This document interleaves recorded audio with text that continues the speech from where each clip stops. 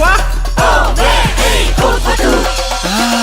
Ouais, bon, bah, calmos, hein. Congrégation du siphon, bonjour. L'OMS, les médecins et tous les gourous de la diététique sont formels. Nous, êtres humains, devons consommer au minimum 1,5 litre d'eau par jour pour assurer le bon fonctionnement de notre machinerie interne. Dans les pays développés, nous avons de la chance. L'eau de nos robinets, bien souvent celle de nos sanitaires et tuyaux d'arrosage, est potable.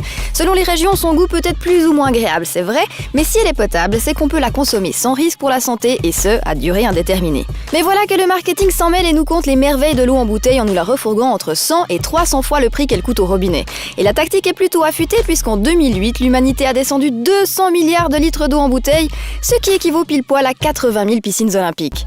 De plus, l'eau doit être transportée de la source au consommateur et évidemment, le voyage ne se fait pas sans étapes. Chez nous, une bouteille parcourt 300 km en moyenne entre le conditionnement et le recyclage. L'eau contenue dans les bouteilles en plastique fait débat. D'après une étude menée par 2 toxicologues de l'université Goethe de Francfort, même si aujourd'hui la technologie nous offre des matériaux toujours plus sûrs, le fameux PET libère des perturbateurs endocriniens dans le liquide qu'il contient. Même à très faible dose, ces vilaines hormones sont soupçonnées de modifier le développement et les fonctions sexuelles et reproductrices chez l'homme, mais aussi chez les animaux aquatiques. Le gros problème des bouteilles en plastique, c'est qu'elles mettent 4 à 500 ans à se décomposer et qu'à l'échelle mondiale, seule une petite partie est recyclée.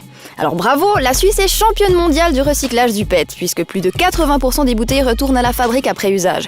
Aux USA, ce sont pas les pires, mais c'est clairement moins bien. Seuls 16% du PET est recyclé. Le reste est brûlé avec les ordures ou jeté dans la nature, ce qui à l'échelle des mauvaises habitudes de l'homme contribue entre autres à l'agrandissement d'un continent de plastique dans le Pacifique Nord, dont la taille représente plus d'un tiers de celle de l'Europe. La solution nous vient peut-être d'Hambourg, qui, dans sa politique écologique, a décidé d'interdire les bouteilles en plastique dans toutes ses administrations. En même temps, c'est plutôt logique, la bière, ça devrait se boire que dans du verre.